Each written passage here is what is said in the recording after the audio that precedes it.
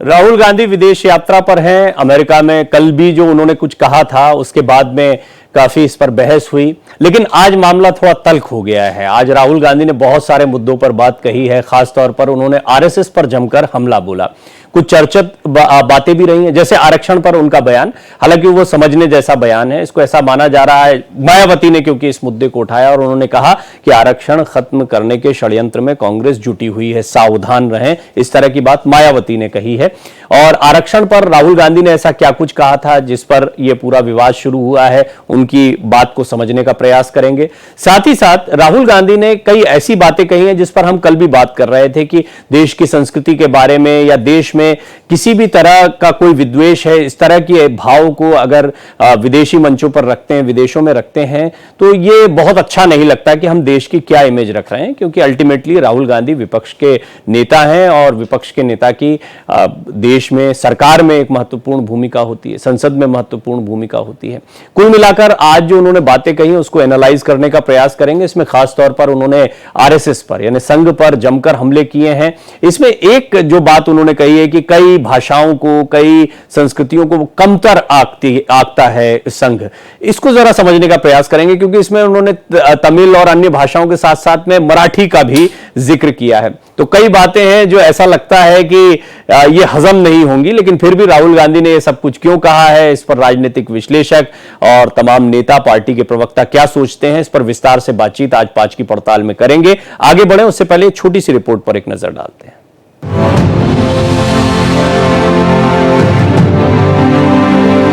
कांग्रेस नेता राहुल गांधी इन दिनों अमेरिका के दौरे पर हैं और अपने बयानों को लेकर खबरों में बने हुए हैं।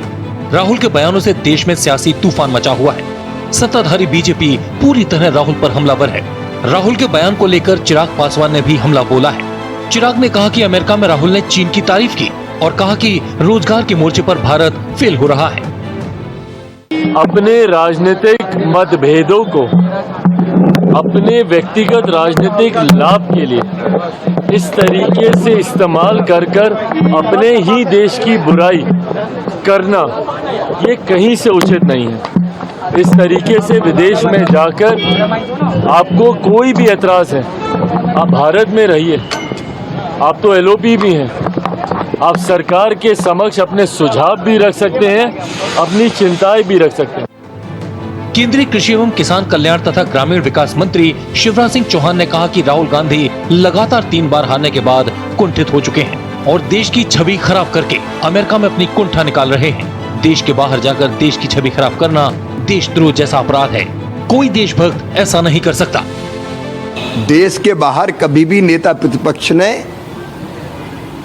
देश की छवि खराब करने की कोशिश नहीं की, लेकिन ये ऐसे नेता हैं जो कुंठाग्रस्त हैं। लगातार तीसरी बार पराजय के कारण उनके मन में अंध बीजेपी संघ और मोदी विरोध बैठ गया है और वो विरोध करते करते देश के विरोध करने लगे।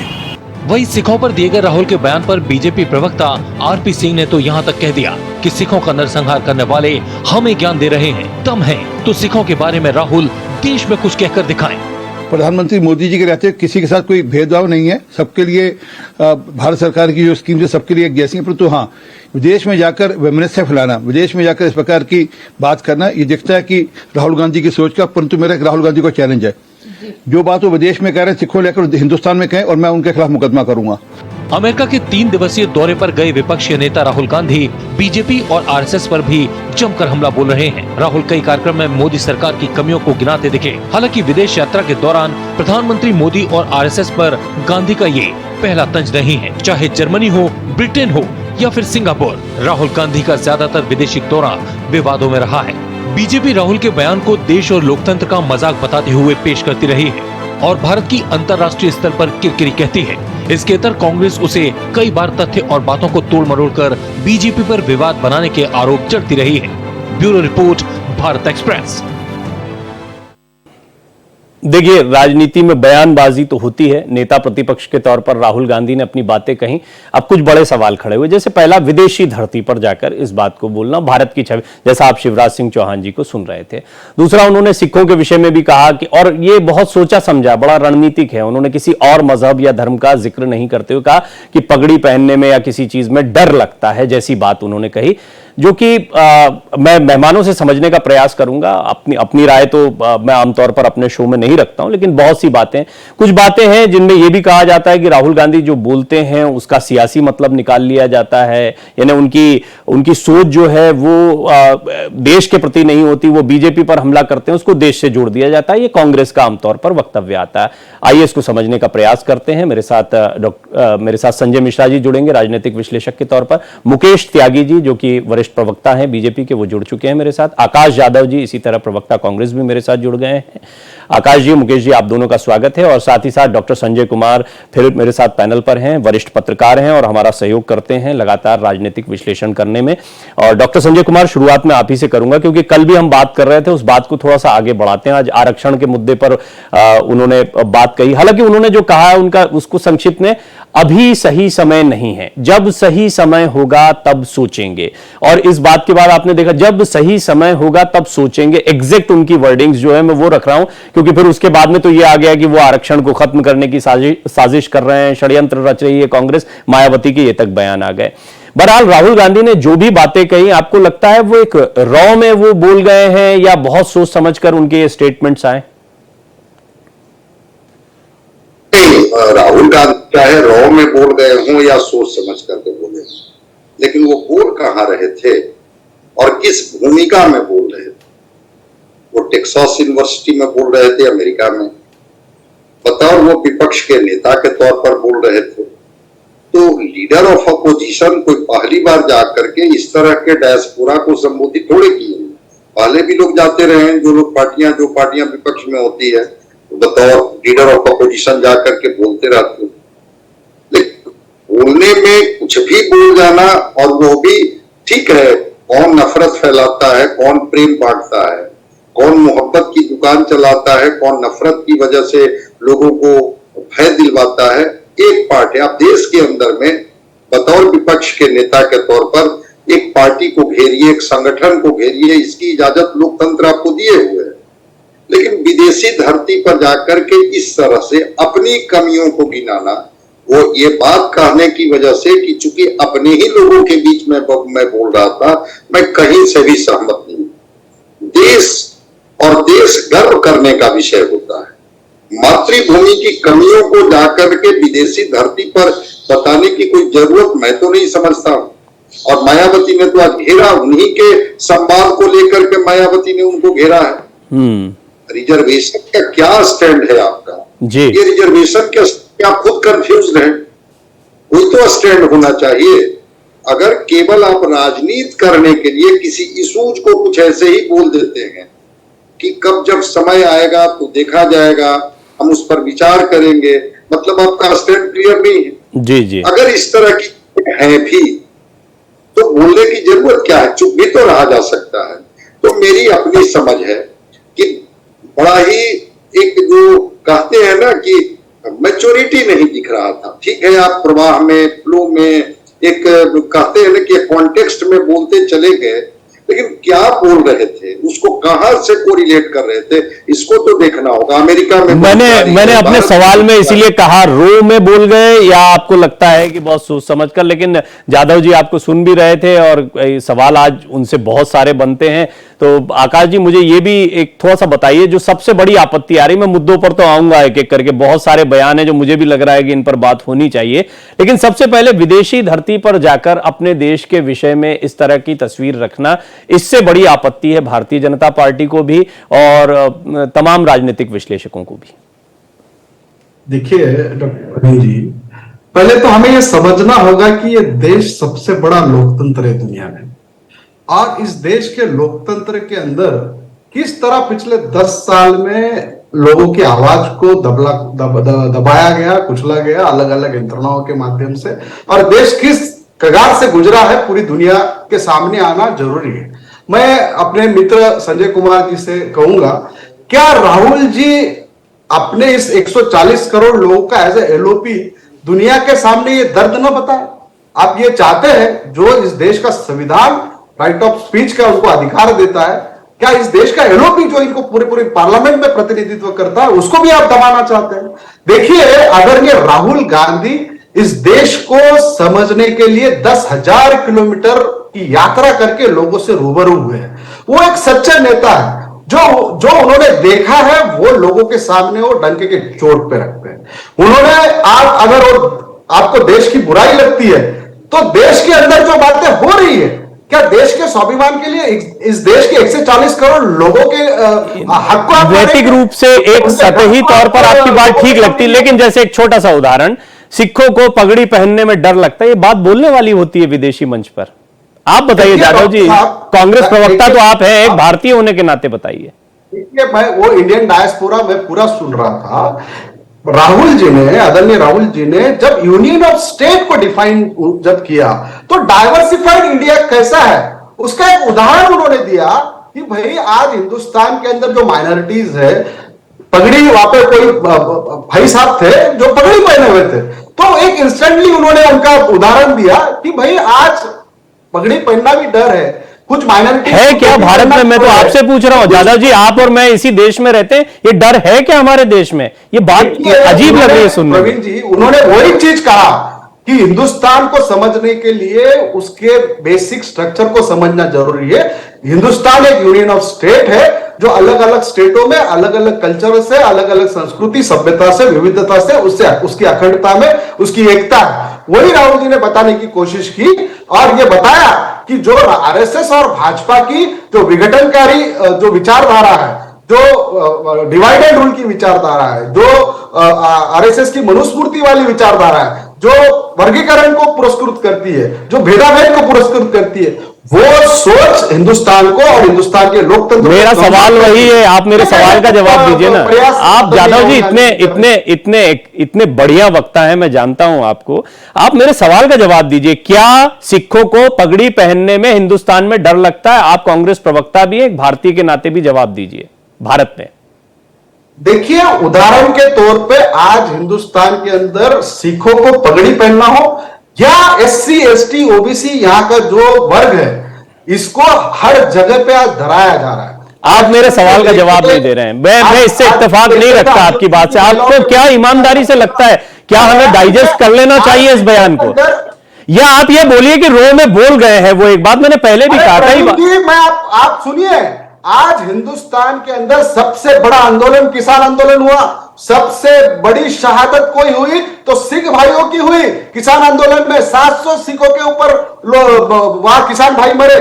तो क्या देश के पंतप्रधान मोदी जी ने उनको क्या कहा? उनको खालिस्तानी कहा। तो कहीं ना कहीं डराने का काम कौन कर रहा है? देश का पंतप्रधान कर रहा है। आप दो चीजों को मिक्स कर रहे हैं जाधव जी।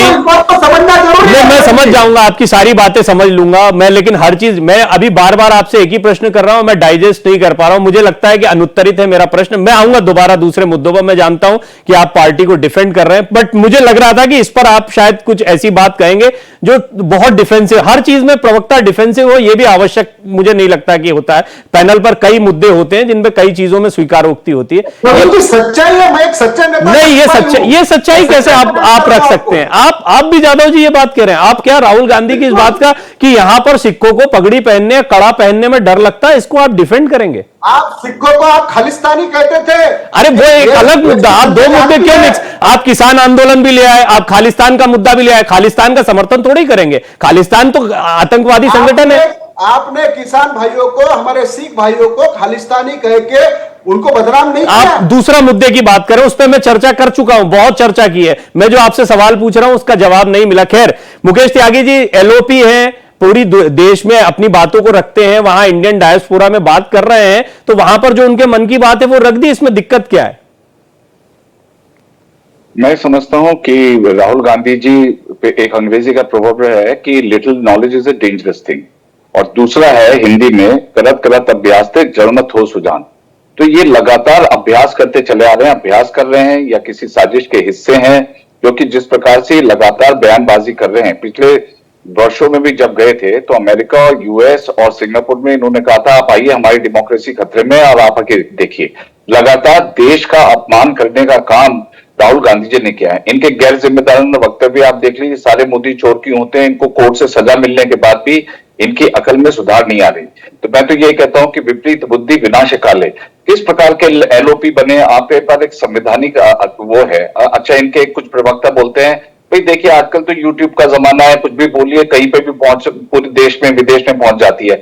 अगर आपको अपने देश के बारे में इतना ही अपमान करना है, इतना ही आपके अंदर जहर भरा पड़ा है देश के बारे में, तो आप यूट्यूब चैनल खोल दीजिए, आप वेबकास्ट या पॉडकास्ट करिए, पूरे विदेश में जाएगा। लेकिन विदेश की धरती पर जाकर के और हिंदुस्तानियों को बोलना और वहां पर उनको डिमोरलाइज करना, ये कहां तक तर्कसंगत है जरा मुझे बताइए। राहुल गांधी जी अब लीडर ऑफ अपोजिशन है, मैं समझता हूं उस लायक नहीं है कि वो लीडर ऑफ अपोजिशन के किसी भी पद के लायक नहीं है।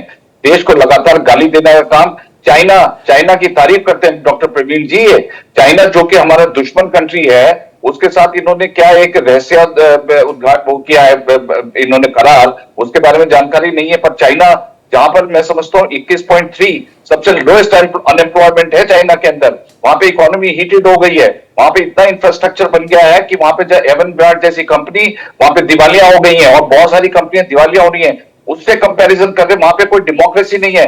अरे वहां पर आप देखिए चाइना के अंदर अगर आप जाएंगे तो जो भी एम्प्लॉयमेंट चाइना गवर्नमेंट देगी, चाहे वो पीएचडी हो, चाहे डॉक्टर हो या आर्टिफिशियल इंटेलिजेंस का हो, उसको कहोगे आपको। तो मैं आपको ये कह रहा हूं कि राहुल, क्या इन्होंने ये नहीं कहा था कि जब बड़ा पेड़ गिरता है। अच्छा, मुझे मुकेश जी बस एक, मैं बहुत सारे मेरे मन में भी मेरे बोलने दीजिए मुझे बोलने, मैं एक चीज ऐड कर रहा हूं, आप ही से पूछ रहा हूं, आप ही से पूछ रहा हूं, ऐसा नहीं लगता कि राहुल गांधी पिन करते हैं, पिंच करते हैं, मतलब वो प्रवोक कर रहे हैं, उस पर जो रिएक्शन आ रहे हैं उससे उनकी बातें और ज्यादा बढ़ जा रही हैं आप लोगों के?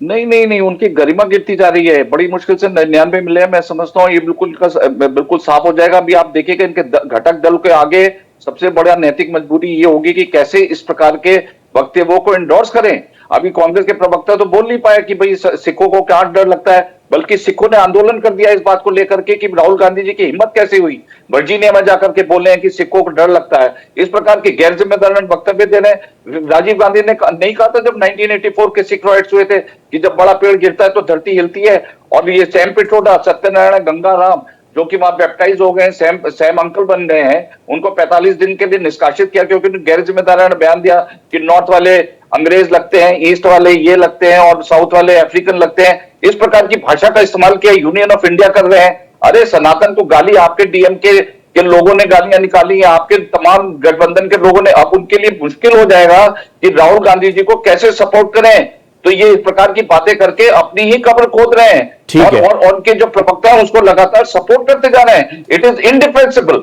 It is absolutely indefensible. Rahul Gandhi, मुझे समझ में नहीं आ रहा कि उनको चाइना से स्क्रिप्ट लेके आती है या ठीक है मुकेश जी देखिए, मैं चाहूंगा पैनल पर बाकी लोग भी जो हैं उनको भी हम साथ में सुनते जाएं, तो एक डिबेट की तरह डिबेट आपने मुद्दे रखे हैं, कुछ बहुत जेन्युइन सवाल भी हैं उसमें। सबसे महत्वपूर्ण हाँ जादव जी आप ही से है प्रश्न अगला मेरा भी, कि अभी जो बातें मुकेश जी कह रहे थे उसका लब्बो लुभाव अगर समझा जाए तो वो ये है कि रैंडमली कुछ भी बोल जाना और उसको फिर प्रवक्ता को डिफेंड करना पड़े, ये बड़ी समस्या की बात। मैं एक बयान नहीं है, मैं अगर चाहूं तो बहुत सारे बयान हैं जिनकी एक एक करके एनालिसिस इसी तरह से इस बयान के आधार पर आपके सामने, पर मैं उस पर नहीं जाऊंगा। मुझे पता है कि मुकेश जी ने भी पढ़ा होगा पूरा भाषण या सुना होगा, आपने निश्चित तौर पर सुना ही होगा इसको पूरा। पर मैं जानना चाहता हूं कि रैंडमली कोई भी जवाब दे देना फिर आप लोगों को उसको डिफेंड करना पड़े, आपको भी सोचना पड़ता होगा ये नहीं बोलना चाहिए था। अच्छा बोलते हैं लेकिन ये बोल के गड़बड़ कर दिया। देखिए प्रवीण जी, मैं पहले कह चुका हूं, मेरा नेता सच्चा नेता है और दिल की बात करता है, तो मुझे गर्व है। डिफेंड क्या करूंगा मैं उसके हर एक अल्फाज में मैं उसके साथ खड़ा हूं। मैं दूसरी बात मेरे मित्र मुकेश त्यागी जी से कह दूं कि क्या इस देश का पंतप्रधान कहता है कि अपन ही भगवान है, कैसे डिपेंड करेंगे आप इस देश का दुनिया में? कब कहा उन्होंने? कब कहा जादव जी? अरे एक आप राष्ट्रीय चैनल पर बैठकर एक स्टेटमेंट बोल देंगे पंतप्रधान ने ऐसा कहा, कैसे इंडोर्स कर दें उसको? प्रवीण जी सुनिए, जिसको पूरी दुनिया जब मोदी जी चड्डी भी नहीं पहनते थे तब से अहिंसा के लिए मानती थी, उसको बोलते हैं कि गांधी फिल्म आने के बाद महात्मा गांधी को जाना गया है और मैं खुद भगवान हूं। इन्होंने कईयों बार जिस पंडित जवाहरलाल नेहरू ने इस देश की बुनियाद रखी उसके बारे में पूरी दुनिया में जाके अपमान किया है देश का।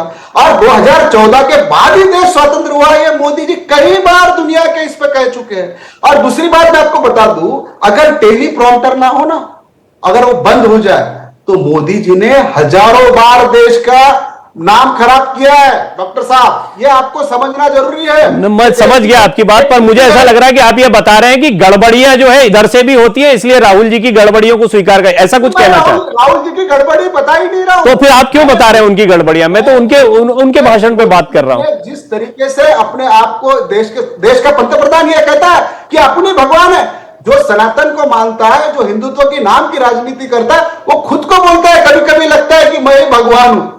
वो इतना आसान है, आप भगवान को जिसकी खुद को समझेंगे। मोहन भागवत जी ने खुद कहा है कि आप ये इतनी बड़ी गलतफहमी पाल के रखे, जो विचारधारा से वो आते हैं, उन्हीं के सर्वोच्च नेता ये इसके ऊपर उनको। चलिए, आपने जादव जी आपके एक मसले पर और बात करता हूं। आपने बड़ा अच्छा जिक्र कर दिया, और वो अब आप उदाहरण चाहते ही तो ये बताइए, क्या मराठी भाषा से संघ मतभेद रखता है? ये बात कहने वाली बात होती है। महाराष्ट्र वो धरती जहां से संघ निकलता है, जहां संघ की जड़ें हैं, भागवत साहब वो हैं, और मराठी जो है उससे भेदभाव किया जाता है, ये बात कह रहे हैं।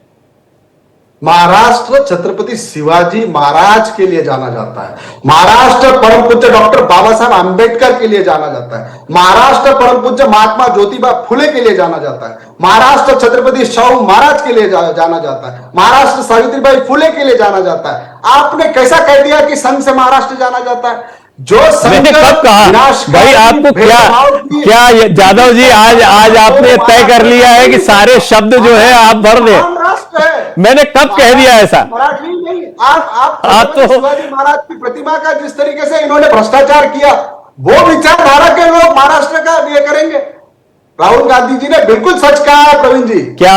क्या कहा उन्होंने? अच्छा बताइए स्टेटमेंट, क्योंकि आपने भी बहुत सारी बातें रेंडमली बोल दी। जैसे मैंने कहीं नहीं कहा पूरे कार्यक्रम में, इसकी लिंक भी आपको मिलेगी, कि महाराष्ट्र जो है संघ की वजह से जाना जाता है, ऐसा मैंने कहीं नहीं कहा। पर आपने कह दिया कि मैंने ऐसा कैसे कह दिया, जबकि मैंने ये कहा ही नहीं है। दूसरी बात, आप बताइए क्या किस स्टेटमेंट पर बात हो रही थी, तब और स्पष्ट होगा आपको। आप खुद बताइए कि मैं क्या पूछ रहा था आपसे। उन्होंने मराठी की बात नहीं की है, मराठी भाषा से संघ को प्रॉब्लम है ये नहीं कहा। महाराष्ट्र के लोगों से उनको प्रॉब्लम नहीं। तो फिर आपने पूरा भाषण नहीं सुना? आपने फिर बोला था कि मैंने पूरा भाषण सुना है। देखिए, मैं तो बात करने बैठा हूं तो बड़ी जिम्मेदारी से। वही यूनियन ऑफ स्टेट को उन्होंने, मैं अब आपको और क्लियर कर देता हूं, उन्होंने कहा तमिल, मराठी और अन्य भाषाओं से जो है आर्य संघ जो है उनका तिरस्कार करता है, उसको पीछे रखता है। देखिए, भाषा मराठी का मतलब महाराष्ट्र, तमिल का मतलब तमिलनाडु, ये it's a representative language. Praveen ji, मुझे ये आपको बताना पड़े, ये मैं जरूरी नहीं समझता, आप मेरे से ज्यादा ये है, आज आप उस पर खड़े हैं, सवाल के ऊपर खड़े हैं, तो मैं आपको बता दूं कि इसका कोई चीज का अनर्थ करना कोई उसका मतलब नहीं होता है। उनकी जो बातें थी, वो बातें क्या थी? इस देश के सभ्यता को, इस देश की अखंडता को, इस देश के सनातन धर्म को वो लोगों के सामने रख रहे थे, दुनिया के सामने। तो उसमें कुछ बातें जो तथ्य थे, जो सच्चाई है, वो भी बातें रखी। तो भाजपा और सरकार को इसका गलत लगे या आरएसएस को गलत लगे, इसमें कोई मुझे ये नहीं लगता है कि क्यों गलत मान रहे हैं लोग जी। राहुल गांधी आपको एक्सप्रेस कर रहे हैं, इस देश की जनता को जैसा वो पार्लियामेंट में रिप्रेजेंट करते हैं, दुनिया को भी रिप्रेजेंट करते हैं, तो उन्होंने बोला अपनी बात। जी मुकेश जी, क्या मैं तो आपसे पहले भी पूछा था, एक बार फिर जादव जी का वही प्रश्न आया कि भाई रिप्रेजेंट करते यही बातें यहां भी बोलते, वहां बोल रहे हैं, इंडियन डायस्पोरा पर बोल रहे हैं, तो आपको क्या आपत्ति है? आपत्ति इस बात की नहीं है, आपत्ति है कि आप एक देश के बहुत बड़े लीडर ऑफ ऑपोजिशन है। आप विदेशी धरती में जब जाते हैं, वहां के लोगों को इस प्रकार की बातें करते हैं। एक तो हम अपनी एफडीआई बढ़ाना चाहते हैं, हम चाहते हैं कि पूरा एक्सपेंशन हो, हमारे जिस प्रकार से जीडीपी किस ग्रोथ रेट पे चल रही है वो तेजी से बढ़े, विकसित भारत के श्रेणी में कैसे आए। आप उसको डिरेल करने की कोशिश कर रहे हैं, आप देश की जाकर के बदनामी कर रहे हैं। वहां पे इतने कई हजार किलोमीटर बैठे हुए लोगों को आप इस प्रकार की बातें करके उनके अंदर एक घृणा। यादव जी आऊंगा मैं, आप देश के बात होने दीजिए। आप मुझे देखिए, मणिशंकर अय्यर गए थे पाकिस्तान, उन्होंने कहा था कि आप किसी प्रकार से मोदी सरकार को गिराइए। तो ये जो है दुश्मन देशों से लगातार सेफरन टेरर किसने पॉइंट किया, जरा मुझे बताइए। सुशील कुमार शिंदे, दिग्विजय सिंह, तमाम जब भी कोई हुआ बिना किसी एविडेंस के इन्होंने कहा सेफरन टेरर है, ना इनके पास कोई एविडेंस था ना कोई प्रूफ था। तो इस प्रकार की लगातार ये हिंदुओं को नीचे गिराते हैं। किसी के पैगंबर पे बोल के जरा दिखाएं। ये कहते हैं कि जो कृष्ण भगवान थे वो जिहाद किया उन्होंने अर्जुन को प्रवचन दे करके। तो हिंदू के ऊपर ये कुछ भी बोलते हैं, कुछ भी गाली गलौज करते हैं। किसी और उसके बारे में क्यों नहीं बोलते हैं? वहां पे नहीं बोल पाएंगे राहुल गांधी, वहां पे फ्रीडम ऑफ स्पीच इनकी चली जाइए। अब मुझे आप ये देखिए किस प्रकार से विरोधाभास है। अगर राहुल गांधी डरते हैं तो राहुल गांधी जाकर के खुलेआम भाषण दे रहे हैं, ये कौन सा विरोधाभास है? आप इलेक्शन में जीत रहे हैं लगातार, तब आपको ईवीएम मशीन का याद नहीं आती, तब आप ईवीएम मशीन को गाली देने लगते हैं। तो जब इनके ये it is called politics of convenience and optimism. ये बिल्कुल मौका परस्त लोग हैं और इनके जो चाटुकार लोग हैं वो उनकी इस प्रकार की, देखिए वो कहते हैं सैम पिट्रोडा वो अब पप्पू नहीं रहे, सर्टिफिकेट दे रहे हैं कि पप्पू नहीं रहे, पहले थे पप्पू और अब कह रहे हैं कुछ ऐसी बड़ी ज्ञान की बातें करते हैं कि जो अच्छे अच्छे समझदार लोगों को समझ में नहीं आएगी।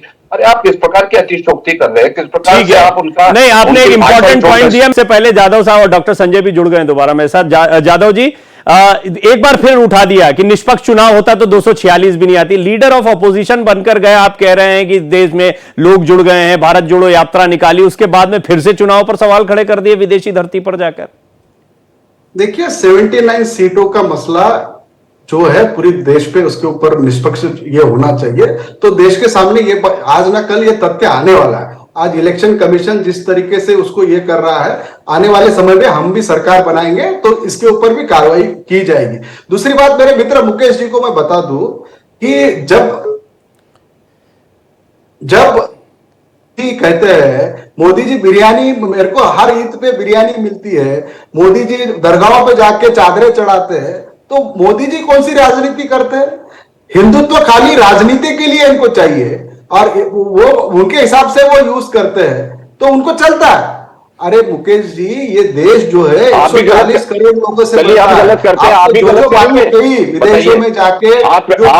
मुझे ये बताइए, अगर हम गलत करते हैं कि तो आप भी गलत करेंगे, आप अपनी गलती को भी छुपाएंगे फिर। मैं ये जानना चाहूंगा कि राहुल गांधी ने बहुत सारी बातें कही, इसमें आरक्षण का जो मुद्दा रहा उस पर तो मायावती ने यह तक कह दिया कि कांग्रेस षड्यंत्र कर रही है। जातिगत जनगणना की बार बार बात कहना, आरक्षण के मुद्दे, हालांकि उनसे सवाल पूछा गया था जिस पर उन्होंने टिप्पणी की थी, ये अचानक से सामने नहीं आया कि उनके एजेंडे में या उनके भाषण में इस तरह की कोई बात हो। लेकिन ये जो जाति तौर पर है, और एक तरफ हम अभी ब्रेक से पहले देख रहे थे कि अल्पसंख्यक बनाम हिंदुत्व जो है वो राजनीति के लिए इस्तेमाल हो रहा है, इधर कांग्रेस जो है वो ये हिंदू वाला वर्ग जो है उसको जातीय समीकरण के तौर पर भी देख रही है। और बीजेपी चाहती है, भारतीय जनता पार्टी चाहती है कि नहीं, वो जो वोट बैंक चला आ रहा है 2014 से वो इंटैक्ट रहे, या जो भी उन्होंने नर्चर किया उसको बरकरार रखें। आपको लग रहा है कांग्रेस की एक रणनीति है, और इस रणनीति को हाल के राजनीतिक माहौल में आप जमीनी तौर पर कैसे देखते हैं? नहीं, अगर रणनीति का ही हिस्सा है तो मैं कह रहा हूं कि सवाल पूछे जाने पर ही, हाँ बिल्कुल सवाल पूछा गया था।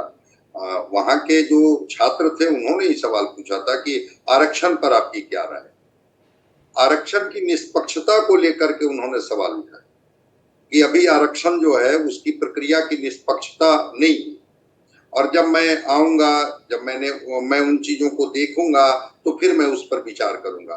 मायावती इसी को तो घेर रही है, इसी को लेकर के तो घेर रही है कि भाई वो कांग्रेस पार्टी जिसने मंडल कमीशन का विरोध किया, ओबीसी का विरोध किया, वो अब जातीय जनगणना की बात कर रही है, और जातीय जनगणना कराएगी नहीं कराएगी इस तरह का प्रलोभन दे रही है।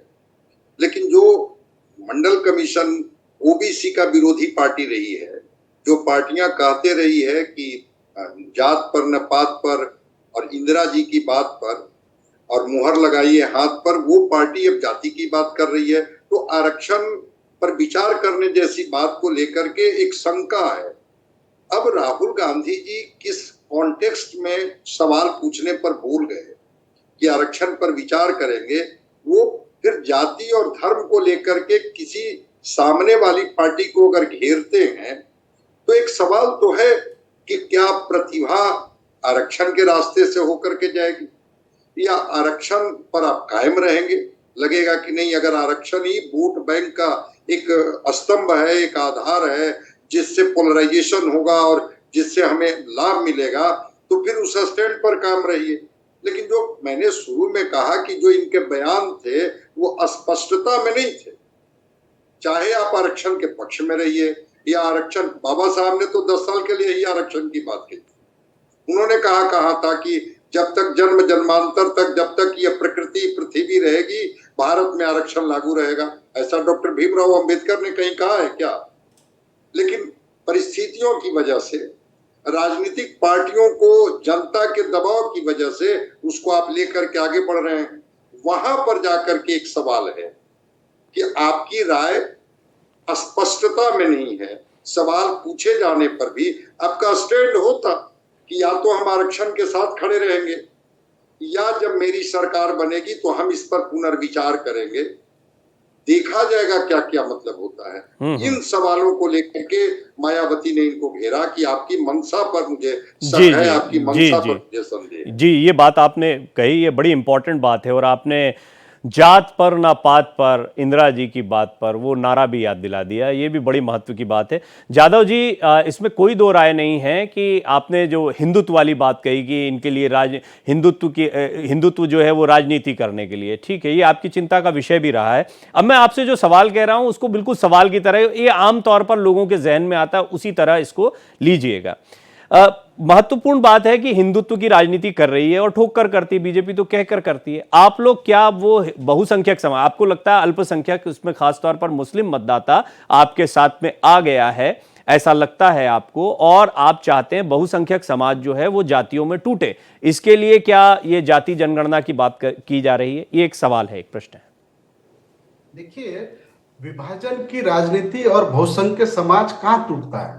बहुसंख्यक समाज टूटता है 4000 साल पहले से मनुस्मृति से, वर्ण व्यवस्था से टूटा हुआ है। इस देश के बड़े वर्ग को आपने वंचित रखा, शोषित रखा, इसलिए बहुसंख्यक समाज अपने सोशल और पॉलिटिकल रिप्रेजेंटेशन से दूर था।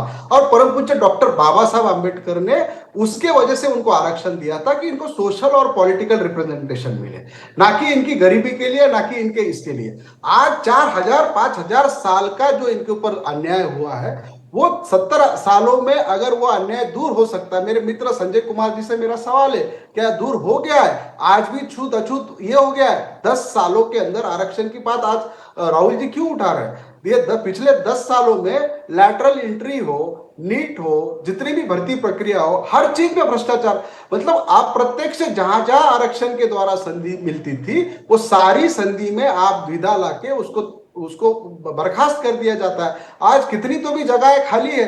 राहुल जी हमेशा कहते हैं कि आज सबसे सर्वोच्च जो आईएएस लॉबी है उसमें 5% भी नहीं है।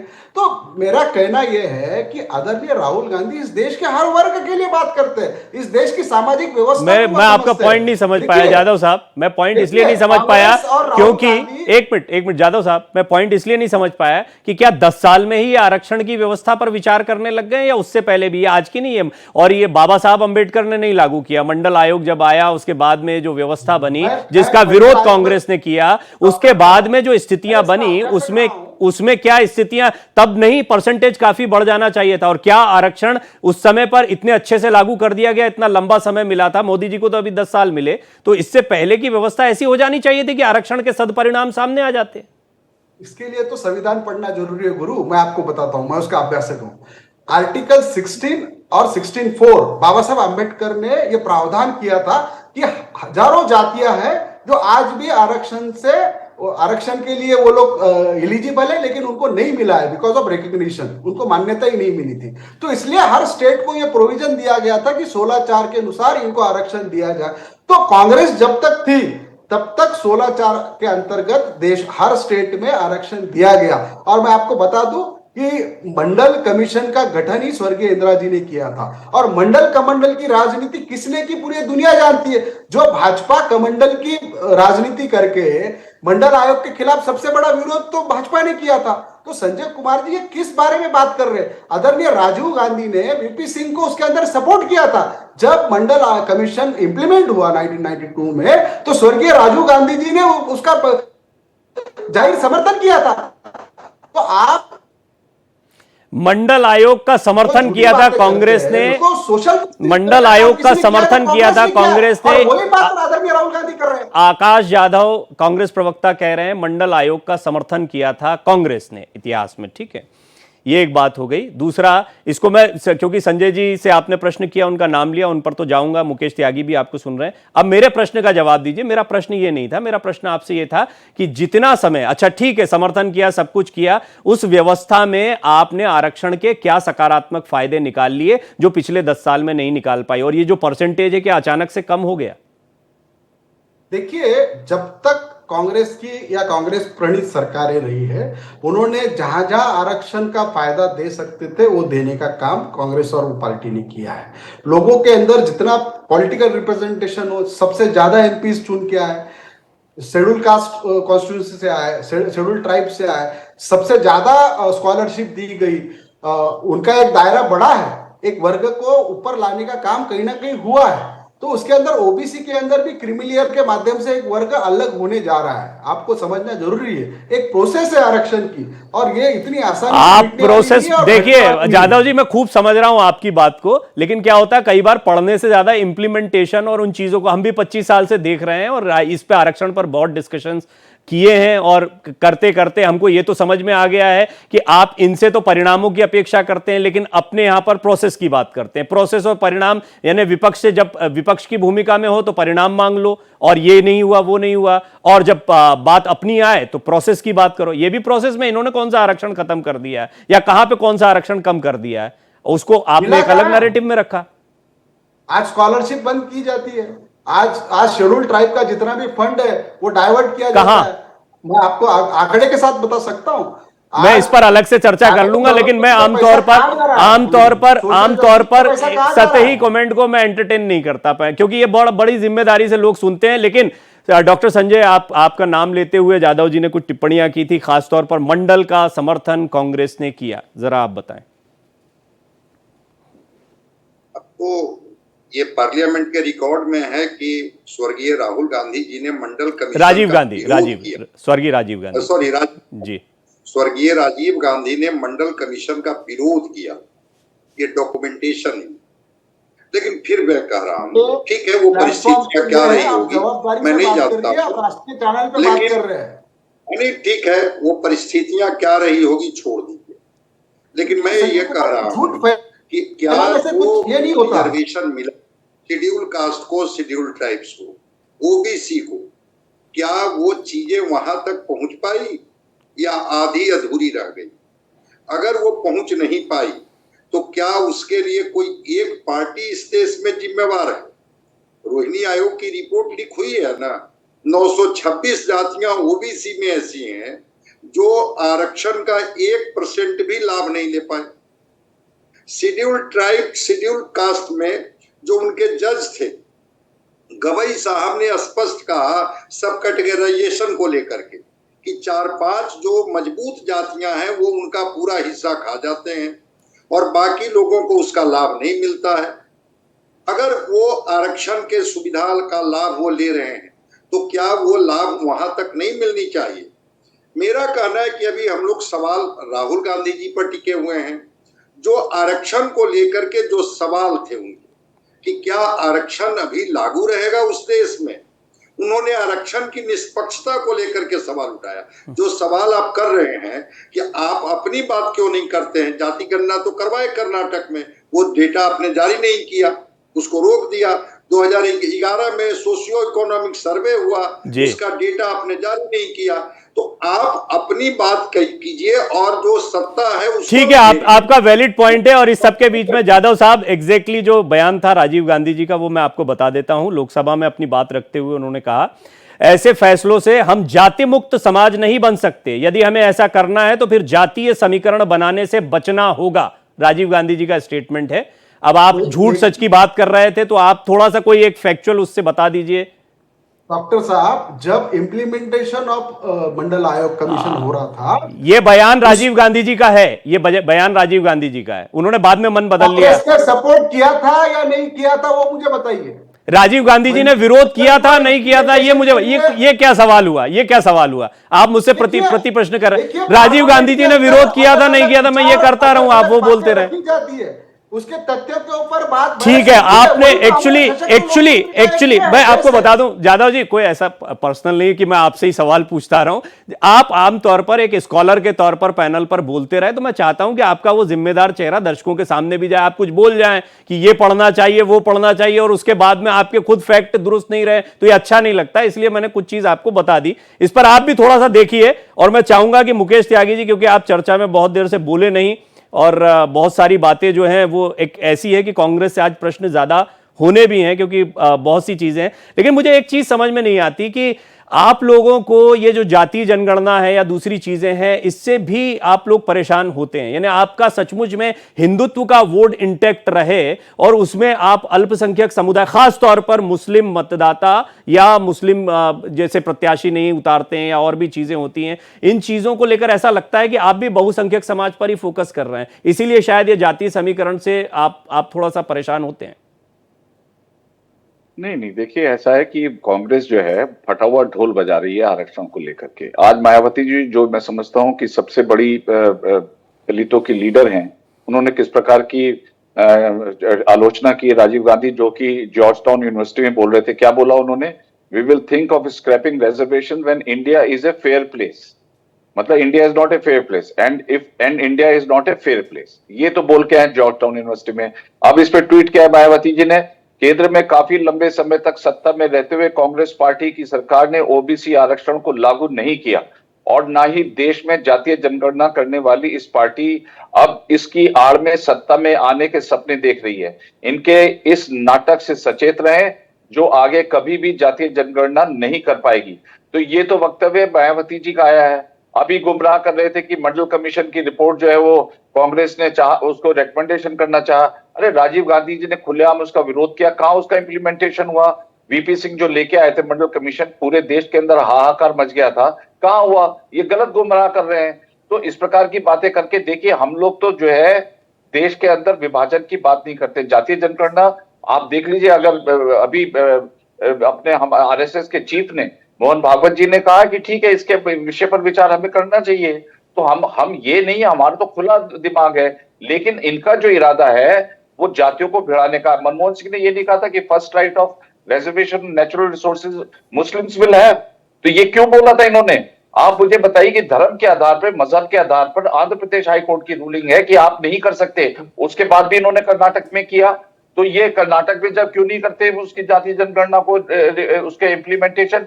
तो ये जो विरोधाभास से घिरी हुई कांग्रेस है, ये इनके प्रकार किसी प्रकार से हम सत्ता ले लें, और मैं आपको गारंटी कह सकता हूं इनकी एक बात के अंदर भी कोई दम नहीं है। ये सबसे बड़ी पॉलिटिक्स करते हैं। किस प्रकार से शाहबानों को जो है महरूम रखा, उसकी मेंटेनेंस अलाउंस से 150 रुपए के अलाउंस से, उसके लिए अमेंडमेंट लेके आ गए सुप्रीम कोर्ट के अंदर, सुप्रीम कोर्ट के आदेश के बाद। तो ये तो इनकी जो है ये बिल्कुल अपीसमेंट, तुष्टीकरण, लगातार नरेंद्र मोदी जी इनके इस रहस्य को उद्घाटन करते चले आ रहे हैं। और एक बार बता दूं आपको, आरक्षण के प्रति अगर कोई संवेदनशील है तो भारतीय जनता पार्टी है। वो चाहती है कि हर प्रकार के व्यक्ति को उनका रिप्रेजेंटेशन मिले। क्रीमी लेयर के ऊपर लेकर के, तभी तो सोशियो इकोनॉमिक को क्राइटेरिया लेकर के 10% का रिजर्वेशन किया गया कि जो क्रीमी लेयर है, एक मजबूत लेयर है विद इन रिजर्वेशन, वो एक्सप्लॉइट कर रही है नीचे वालों को। उनको मौका ही नहीं मिल रहा, क्योंकि वहीं पर अटक जाती है रेलगाड़ी।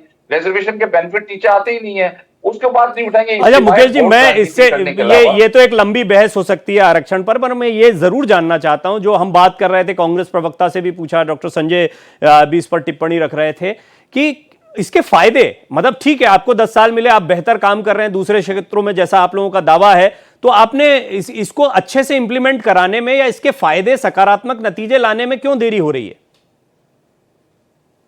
देखिए, हम तो बैकवर्ड कमीशन को हमने सेटअप किया है। हम लोग तो चाहते हैं कि, लेकिन जातीय जनगणना के ऊपर कहीं ये ना हो कि इतने वाद विवाद बन जाए कि देश के अंदर एक ऐसा माहौल बन जाए, उसको एक तरीके से, उसको सिस्टमेटिक लेवल पर उसको इम्प्लीमेंट किया जाएगा। लेकिन अभी कहते साहब अभी करिए, जब चुनाव आता है तो ये बोलने लगते हैं, जब चुनाव चले जाते हैं फिर ये चुप हो जाते हैं। तो इनका आरक्षण के प्रति कोई भी संवेदना नहीं। मैं आज आपको बता दूं, राहुल गांधी जी अपना पद छोड़ दें, किसी उसको दे दें, उसको शेड्यूल कास्ट को या दलित को दे दें, बैकवर्ड वाले को दे दें अपना पास, क्यों नहीं दे रहे हैं वो? अगर उनका इतना बड़ा समर्पण है तो पूरा कांग्रेस जो है, गांधी परिवार ने हथियार रखा है, सोनिया गांधी, प्रियंका नहीं गांधी, राहुल अध्यक्ष गांधी, खड़गे जी को बनाया है, ये तो खैर फैक्चुअली हम जानते हैं, ये तो कई अध्यक्ष मल्लिकार्जुन खड़गे को लेके आए इसलिए क्योंकि इनके पास जो है, अब इनके पीछे जब इतना प्रेशर पड़ा कि भाई आंतरिक नहीं, ठीक है, अब वो एक अलग मसला है। देखिए, वो एक चर्चा का एक अलग बिंदु है, उसमें बताइए उनके नेतृत्व करना, कोई चेहरा होना, किसी चेहरे को नर्चर करना, और ऐसा नहीं कि कांग्रेस में दलित नेता नहीं है और रहे नहीं है, बहुत रहे हैं। खैर वो एक अलग जगह चर्चा चली जाएगी, उस पर जाने की अभी मुझे लगता है कि ना समय है। लेकिन हाँ, ये बताइए मुझे जाधव साहब की एक और टिप्पणी उन्होंने की है 246, जिस पर हम ब्रेक से पहले थोड़ा सा बात कर भी रहे थे कि इतनी सीटें नहीं आती, निष्पक्ष चुनाव होता, एलओपी भी बन गए हैं। अगर आपको यही लगता है और फिर आप उस पर यह भी कहते हैं जब हमारी सरकार आएगी तो इसकी जांच कर लेंगे, अरे भाई जब निष्पक्ष चुनाव नहीं होते इस देश में, जैसा राहुल गांधी कह रहे हैं, तो फिर कैसे सरकार बना लेंगे आप? देखिए, कांग्रेस आशावादी पार्टी है और देश के लोकतंत्र पे भरोसा करती है। हम जुडिशरी सिस्टम पे भी भरोसा करते हैं। जनता आने वाले समय में इसका अपना एक हल निकालेगी। लोगों के अंदर वो उद्रेक बढ़ते जा रहा है और जनता ही आक्रोश करेगी और उसके माध्यम से आप 3 टेन्योर के बाद, जाधव साहब 3 टेन्योर के बाद जब ये बात बोलते हैं, 3 टेन्योर के बाद जब ये बात बोलते हैं, तो आप जुडिशरी पे वैसे ही सवाल खड़े कर देते हैं। आप जुडिशरी पे विश्वास भी रखते हैं। तीसरा टेन्योर है प्रधानमंत्री मोदी का। डॉक्टर प्रवीण सर, मैं आपको बता रहा हूं कि हर एक चीज का, कोई भी जो हिटलरशाही होती है, तानाशाही होती है, इसके ऊपर कभी ना कभी रिएक्शन आता है। और जो हिंदुस्तान है, यहाँ की जो जनता है, वो शांत संयमी जनता है, वो बर्दाश्त करने की ताकत उनमें ज्यादा है। लेकिन हमको पता है जब वो उसके खिलाफ उठती है तो वो बहुत ताकत से उठती है। यहाँ के अंग्रेज नहीं रहे तो ये कहां से रहने वाले? जनता वोट देती है और जनता जिसको चुनती है वो सरकार बनाता है। सत्ता काबिज कर जनता तो वोट देती है, जिसको चुनती है वो सरकार बनाता है। जनता पसंद कर रही है तभी तो तीसरी बार सरकार बनी है। देखिए, जनता किसको पसंद कर रही है, क्या कर रही है, जनता को पता है। जिस तरीके से इन्होंने चुनाव आयोग का दुरुपयोग किया है, सरकारी यंत्रणों का दुरुपयोग किया है और चुनाव जीता है। अब आया आप मेरे सवाल पर, ये बताइए आप जीत कैसे लेंगे? आप कैसे जीत लेंगे फिर अगर आपको विश्वास ही नहीं चुनाव आयोग पर? तो देखिए, मैं क्या बोल रहा हूं, कांग्रेस पार्टी इस देश का सबसे बड़ा स्वतंत्र संग्राम का युद्ध लड़ चुकी है। आप भूल रहे हैं डॉक्टर प्रवीण सर। इस देश को आजादी कांग्रेस पार्टी ने दिलाई है और आज जो क्रोनी कैपिटलिज्म में अप्रत्यक्ष गुलाम देश बन गया है, इसकी भी लड़ाई कांग्रेस पार्टी लड़ेगी और देश को ये क्रोनी कैपिटलिज्म से मुक्त करेगी। जी डॉक्टर संजय, मुझे ऐसा लगता है कि एक नैरेटिव सेट किया जा रहा है। इस नैरेटिव का कितना असर देखने को मिलता है, खासतौर पर तब जब हिमाचल, कर्नाटक जीतने के बाद में कांग्रेस उत्साहित रही है, काम किया। राहुल गांधी की भारत जोड़ो यात्रा को एक अच्छा रिस्पांस मिला जो पहली बार उन्होंने निकाली थी। तो कुल मिलाकर ये जो नैरेटिव रखा जा रहा है, ये मुझे थोड़ा सा समझाइए कितना इंपैक्टफुल है। इस नैरेटिव के क्या मतलब है? जब आप देश में हैं, जब आपको 99 सीटें आई, विपक्ष एक मजबूती के साथ उभर करके आया, फिर आप कैसे कह सकते हैं कि चुनाव आयोग नियंत्रित है, चुनाव आयोग निष्पक्ष नहीं है? उसकी निष्पक्षता पर आप नैरेटिव तब खड़ा कर रहे हैं। क्या आपको कंफर्टेबल मेजॉरिटी आ जाती तब चुनाव आयोग निष्पक्ष हो जाता? मैं कह रहा हूं कि कुछ जो यहाँ जो संस्थान है, कुछ जो इंस्टीट्यूशन है, उनको तो छोड़ दीजिए। अब चुनाव आयोग का ही रिएक्शन आया था उस समय कि सवाल तो हम पर उठते रहे हैं, पार्टियां उठाते रही है, अब उनका हम जवाब देने में अपना समय लगाएं या हम निष्पक्ष चुनाव कराने में? अच्छा, हालांकि राहुल गांधी ने तब धन्यवाद भी किया था कि चुनाव आयोग ने बहुत बढ़िया चुनाव करवाया, ये भी मैं बता दूं, उनका ये भी बयान था। जी बिल्कुल बिल्कुल, वही मैं कह रहा हूं कि फिर आप विदेश की धरती पर जाकर के और चुनाव आयोग की निष्पक्षता पर आप सवाल उठा देते हैं कि चुनाव आयोग शायद निष्पक्ष नहीं है, चुनाव आयोग नियंत्रित है। तो मैं वही कह रहा हूं कि लोकतंत्र में अगर आप जनता पर भरोसा करते हैं, बड़ी अच्छी बात कही कि हाँ, यहाँ की जो जनता है वो बहुत टॉलरेबल है, टॉलरेंस पावर अद्भुत है। कांग्रेस में वो धैर्य है कि वो लगातार लड़ाई लड़ सकती है। जाधव जी बोल रहे थे ना, फिर आप कैसे कह रहे हैं कि चुनाव आयोग नियंत्रित है और चुनाव आयोग निष्पक्ष नहीं है? वोट जनता को देना है या वोट चुनाव आयोग को देनी है? वोट तो जनता देती है। हालांकि मैं बताऊं, तो ये सब बातें तो मैं तो यादव जी के साहस को सलाम करता हूं, ये उन्होंने नहीं कही है, वो तो डिफेंड कर रहे हैं। राहुल गांधी जो कुछ बोल गए हैं, यही तो मेरा पहला सवाल था कि यादव जी को तो डिफेंड करना पड़ रहा। हो सकता है कि पर्सनली मैं उनसे बात कर रहा होता तो इनमें से कई सारे मुद्दे तो वो अवॉइड ही कर जाते हैं, बोलते इस पर शायद इस तरीके की राय नहीं रखते। लेकिन अब क्योंकि एलओपी ने बोल दिया, राहुल गांधी जी नेता है उनके बोल दिया है, तो उसको डिफेंड करना पड़ रहा है और कर भी रहे हैं डिफेंड। देखिए बड़ा ये साहस का कार्य है। हालांकि बहुत सारी चीजें यादव जी मैं इत्तेफाक नहीं रख पा रहा हूं अभी भी, लेकिन फिर भी जानना चाहूंगा कि देखिए एक जो जिससे हमने शुरुआत की थी, हम एक देश में हैं, एक समय आप सत्ता में थे, ये विपक्ष में थे, इनका भी अपना संघर्ष रहा, इन्होंने भी कई मुद्दे उठाए, कई नैरेटिव गढ़े हैं।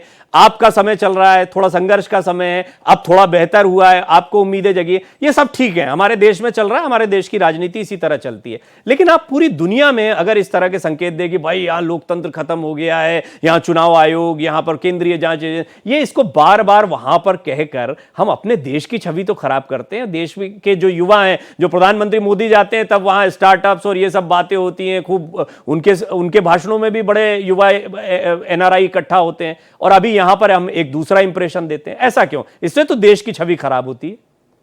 डॉक्टर प्रवीण सर, शायद मैं ये समझ रहा हूं कि संजय कुमार जी आरएसएस के विचारधारा आ रहा हूं मुकेश जी, सुनिए, ये बहुत आसान होता है यादव जी, हालांकि मैं एंटरटेन नहीं करता इसको। मैं डॉक्टर संजय ने कल तारीफ भी की थी राहुल गांधी की, आप थे नहीं उसमें, आपके दूसरे सहयोगी थे उस समय पर ये बड़ा आसान होता है किसी पत्रकार। माफी चाहता हूं, फिर भी मैं अपनी आप मैं आपसे सवाल पूछ रहा हूं, आप मुझ पर भी कुछ कह सकते हो, और कई बार ऐसा होता है, और मैं बीजेपी से भी उतना ही ग्रिलिंग सवाल पूछता हूं। लेकिन आज जो कुछ कहा राहुल गांधी ने, उसके बाद सवाल खड़े हो रहे हैं, इसको स्वीकार करिए। डॉक्टर साहब, आरएसएस की विचारधारा है कि वसुदेव कुटुंबकम, तो पूरी दुनिया ही हमारा देश है, पूरी दुनिया ही हमारी ये है। तो वहां पे विदेश में जाके, क्या विदेश में देश के भारतीय लोग नहीं रहते? उनसे अगर राहुल गांधी ने कुछ बात कह दी और यहाँ के अपने लोगों का दुख वहां उनको सामने रखा, जो अपने लोग हैं, तो क्या इनको आपत्ति है? क्या इनको दिक्कत है? मेरे समझ में नहीं आ रहा है। डॉक्टर संजय कुमार जी और हमारे भाजपा के जो वो उसमें बड़ा गहराई से जाना पड़ेगा, एक डिस्कशन और रखेंगे, क्योंकि सोरोस का नाम लेंगे, सेम पित्रोदा साहब पर बड़े प्रश्न उठते हैं, और बोला भी मुकेश त्यागी जी ने, एक हल्का सा इशारा भी किया था। चलते चलते माधव जी पे भी सवाल उठते हैं, आप क्यों लाया गया? मैं कह तो रहा हूं, 1 घंटे का और डिस्कशन हो जाएगा इस पे, लेकिन त्यागी जी को बोलने दीजिए, आज बड़ा कम समय रहा उनका। जी त्यागी जी बोलिए। नहीं, देखिए, सबसे बड़ी प्रवक्ताओं के साथ दिक्कत ये होती जा रही है कि वो किस प्रकार से इस प्रकार के बेहुदे बयानों को डिफेंड करें, और मैं समझता हूँ यादव जी का ये नैतिक कर्तव्य है कि डिफेंड करें, और कर भी रहे हैं, लेकिन कहीं गलत गुमराह मत करिए तथ्यों के आधार पर। मैं ये कह रहा था कि सैम पिट्रोडा ने, मतलब जॉर्ज सोरोस का अब आपने नाम ले दिया तो सुन लीजिए, $1 बिलियन रखे हुए कि किसी प्रकार से मोदी की सरकार हटाई जाए, और उनके तार कहां जुड़े हुए हैं, पाकिस्तानियों से भी जुड़े हुए हैं। वहां तमाम जो तहरीक हो रही है राहुल गांधी जी की, उसमें पाकिस्तानियों का भी पार्टिसिपेशन है। सैम पिट्रोडा हर प्रकार से ऐसे तत्वों के साथ जुड़ गए हैं जो देश की विघटनकारी शक्तियों में सक्रिय हैं। देखिए, मैं कह रहा हूं, भारत का जो पूरा कॉन्सेप्ट है वो राष्ट्र का कॉन्सेप्ट है, वो देश का भी नहीं है, राष्ट्र का है, और वो एक बहुत बड़ा, मैं समझता हूं कि सांस्कृतिक राष्ट्र की बात करती है देश। तो हमारा बहुत व्यापक परिप्रेक्ष्य है। आपका इतना संकीर्ण यूनियन ऑफ स्टेट्स, मतलब यूनियन ऑफ स्टेट्स का मतलब यह है कि आप, एक अंग्रेजी में वर्ड है बॉल्कनाइजेशन, किस प्रकार से विघटन किया जी जी, वो राज्यों में बांटकर जो बात कही गई, मैं चाहता था कि उस पर भी बात हो, क्योंकि वो बड़ा महत्वपूर्ण विषय था। हम जी डेफिनेटली हम इसको थोड़ा और डिटेल में, यादव जी आप बोलना चाहते थे, क्षमा चाहूंगा, समय क्योंकि समाप्त हो गया है, और अब अगला हमारी जो खबर है, कार्यक्रम है, उसके लिए हमको जाना है। डॉक्टर संजय कुमार, आपका बहुत धन्यवाद। आकाश यादव जी, आपका बहुत बहुत धन्यवाद, आपने कई महत्वपूर्ण बातें रखी। मुकेश त्यागी जी, आपका बहुत बहुत धन्यवाद, आप हमारे साथ जुड़े।